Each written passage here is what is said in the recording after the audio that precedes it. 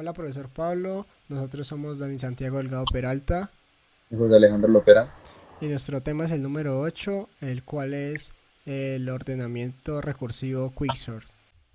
Bien, empezando, nosotros elaboramos unas pequeñas diapositivas para que ustedes puedan observar y explicarles brevemente sobre lo que trata el Quicksort. Entonces, ¿qué es el Quicksort? El Quicksort es un algoritmo de ordenamiento que funciona de forma muy sencilla.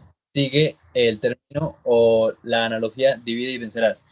Entonces, ¿cuál es el paradigma fundamental de Quicksort? Como ya lo he mencionado, sigue la metodología de divide y vencerás descomponiendo el problema más grande en sus problemas más pequeños y así pudiendo resolver de manera secuencial todos los problemas. El Quicksort maneja un pivote. ¿Qué es el pivote? El pivote le ayuda a solucionar estos subproblemas y poder organizar todo el arreglo. Entonces, ¿cómo funciona? La selección del pivote es fundamental. En algunos casos se utiliza de manera aleatoria y en otros casos se utiliza en el primer o último elemento del arreglo. La fase de partición. Los elementos se retribuyen, aquellos menores del pivote se van a la izquierda y los mayores a la derecha. Entonces, el quicksort funciona de manera recursiva hasta el caso base. ¿Cuál es el caso base? El caso base es hasta que cada subarreglo tenga 0 o 1 elementos. Cuando tenga 0 o 1 elementos, ahí termina. Entonces, se va aplicando quicksort en los subarreglos que quedan hasta que queden en 0 o 1 elementos, que es el caso base. Y después se ordena de forma directa. Bueno, y para entender mejor el algoritmo Quicksort, nos vamos a apoyar en el siguiente video para así visualizar las iteraciones que realiza. Entonces, como el enunciado del documento decía que tomáramos el primer elemento como pivote, nuestro pivote será el número 12. Entonces, ¿qué hace Quicksort? Pone los mayores a nuestro pivote a la derecha y los menores a la izquierda y aplica lo que se llama recursividad. Entonces, hace recursividad a la izquierda y recursividad a la derecha. Primero a la izquierda, entonces, del subgrupo de la izquierda, eh, toma el primer elemento como pivote y vuelve a hacer lo mismo.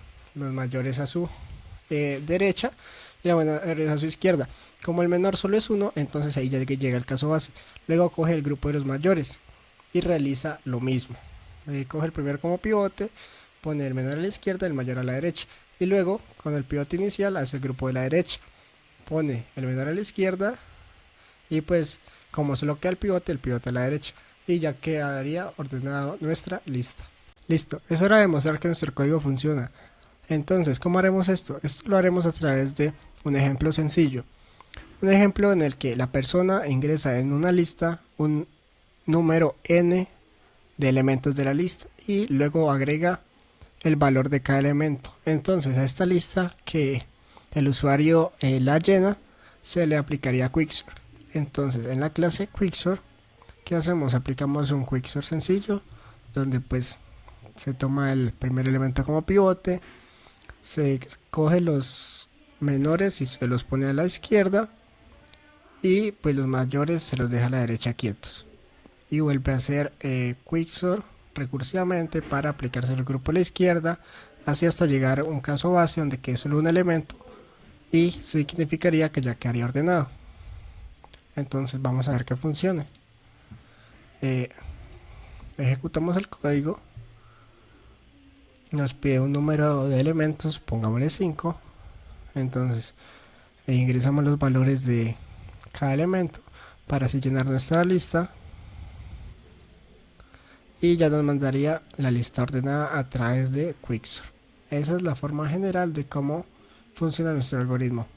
Más adelante vamos a hacer con dos ejemplos específicos para mostrar cómo en un caso X o en un caso Y podríamos aplicar Quicksort en nuestra vida. Bueno, vamos a pasar a ver el quicksort de manera más interactiva y con una lista de enteros. Entonces aquí estamos viendo que en la lista agregamos el 4, el 5, el 10, el 9 y el 2, ¿cierto? Entonces vamos a pasar ya a lo que es el quicksort en sí, lo que es el algoritmo del quicksort, el cual lo dimos en las siguientes partes. El intercambio, que simplemente intercambia dos elementos de la lista entre sí, ya lo hemos visto antes, al cual intercambio le llega la lista, la posición, que las funciones que van a intercambiar, que en este caso va a ser i y j, y el temporal que es necesario pues, para cambiar algo de toda la vida. También utilizamos un devolver pivote, que como siempre es el inicio, pues simplemente le llega el inicio y siempre va a volver el primer elemento de cada arreglo y de cada arreglo. Esta es la parte donde se ejecuta todo el quicksort en sí, por así decirlo, al cual vamos a dejar de último.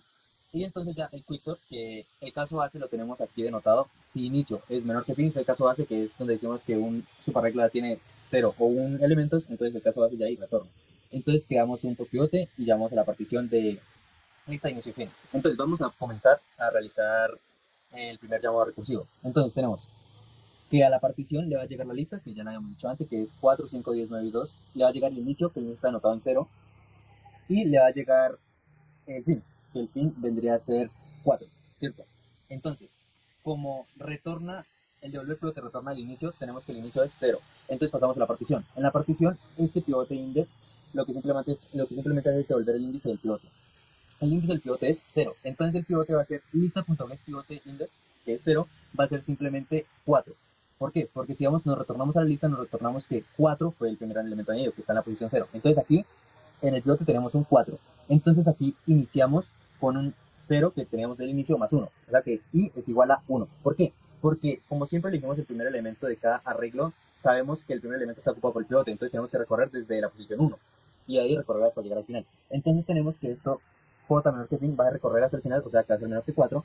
Y va a recorrer todo. Entonces las primeras interacciones van a ser simplemente comparar 4 con 5, 4 con 10, 4 con 9 y 4 con 2. La única interacción que va a entrar en este intercambio va a ser la de 4 con 2. ¿Por qué? Porque lista.get va a ser 2 menor o igual que 4. Sí, entonces entra y el i aumenta, que es el iterador, aumenta a 2. Perdón, sí, aumenta a 2. Y entonces va a intercambiar la posición de 5, que es el que le está llegando aquí, y el 2. Entonces, después de terminar toda la primera interacción o el primer bucle recursivo, vamos a tener que inicio, que es 0, y menos 1, o sea, 1. La posición final del pivote, ¿cuál va a ser? La posición final del pivote va a ser 1. ¿Por qué? Por esta línea que está aquí. ¿Listo? Ese es el primer llamado recursivo. Listo. Ahora que ya tenemos el primer llamado, que sabemos que los elementos menores que el 4 quedaron a la izquierda y los mayores que el 4 quedaron a la derecha, ¿qué tenemos? Sabemos que aquí el 2 es el único menor que el 4. Es decir, que esta parte de la izquierda ya está en el caso base. Por lo tanto, el quicksort va a seguir trabajando con la parte derecha. Ahora sí, miramos esta parte de aquí. El quicksort de la lista del post pivote. El post pivote, sabemos que el pivote que habíamos tomado en la posición está en el 1. Quedó en el 1. 1 más 1, 2. Y el fin, que va a ser 4. Es decir, que el pivote en este caso va a ser, como tenemos que el arreglo es 2, 4, porque habíamos quedado que el 2 es menor que 4, el pivote quedó con el 10. Entonces, ¿por qué con el 10? Porque aquí tenemos 0, 1, 2. El pivote es el 10. Entonces, aquí ya vemos que el pivote es el 10. Entonces, el iterador va a estar en 3. ¿Por qué? Porque inicio lo tomamos como 2. Porque habíamos acordado que es la parte derecha del quicksort. Inicio 2, 1, 2 más 1, pues 3. Entonces, el J va a iniciar desde 3 y va a terminar en el 4. Es decir, que las interacciones que se van a hacer son de silista.get en la posición 3, que va a ser el 9, es menor o igual que 10. Sí, es menor o igual que 10. Entonces va a intercambiar y que lo hemos tomado como que está en 3 y J en cuanto está en 3, o sea que no hay cambio. Y aumenta I en 4. Entonces, sigamos con la siguiente interacción. Que la siguiente interacción es con el 5, porque recordemos que el 2 se cambió con el 5. Entonces, tenemos que 5 menor o igual a 10, sí. Entonces, acordemos que el J está en 4, porque inició en 2, en 3, perdón. Entonces, J está en 4, entonces se va a intercambiar la posición 4 y la posición 4, es decir, no hay cambios. Por lo tanto, vamos a tener lo siguiente. ¿Qué inicio? ¿En qué hemos denotado inicio? Inicio está en 2. Entonces, se va a intercambiar la posición 2 con la posición I-1. ¿Pero en cuánto quedó I-1? I-1 quedó en 4. Es decir, que se va a intercambiar la posición de el 10 y el 5, o sea que el 10 va a quedar en la última posición. Entonces ahí se termina la última posición del 10, o sea, la posición definitiva del 10, del segundo llamado recursivo. Entonces por la parte ya tenemos el primer y segundo llamado recursivo, ¿listo? Listo. Ahora, después del segundo llamado recursivo, el arreglo queda de la siguiente forma. Y podemos notar que obviamente ya está arreglado. Sin embargo, para Quicksort todavía no ha acabado.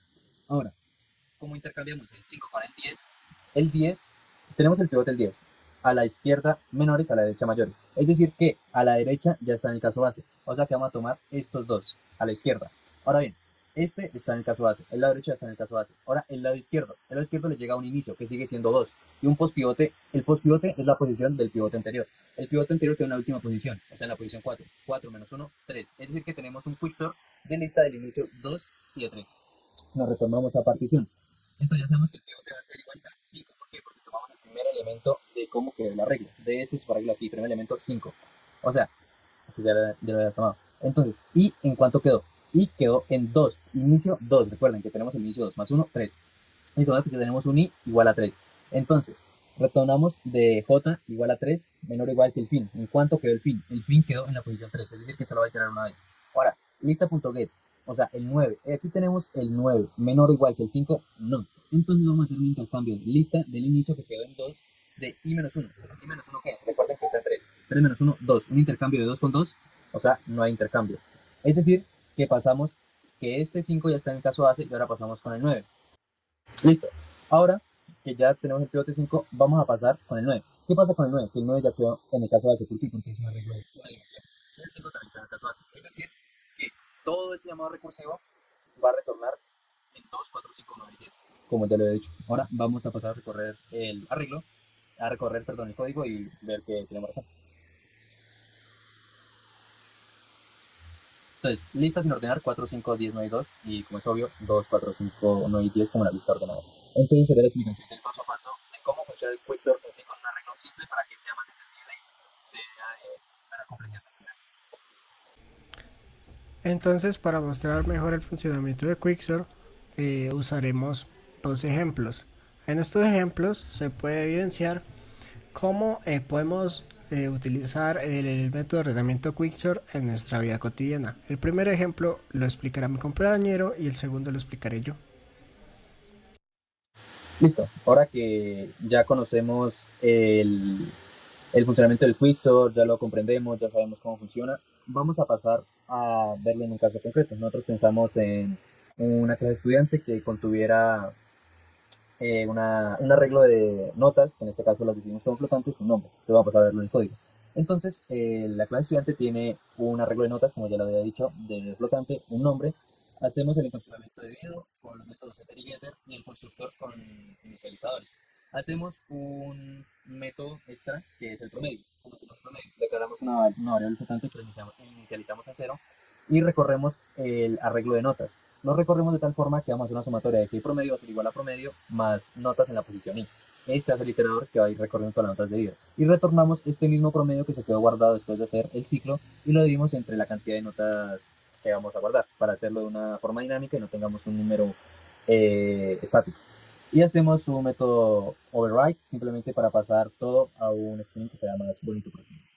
Entonces pasamos al quicksort.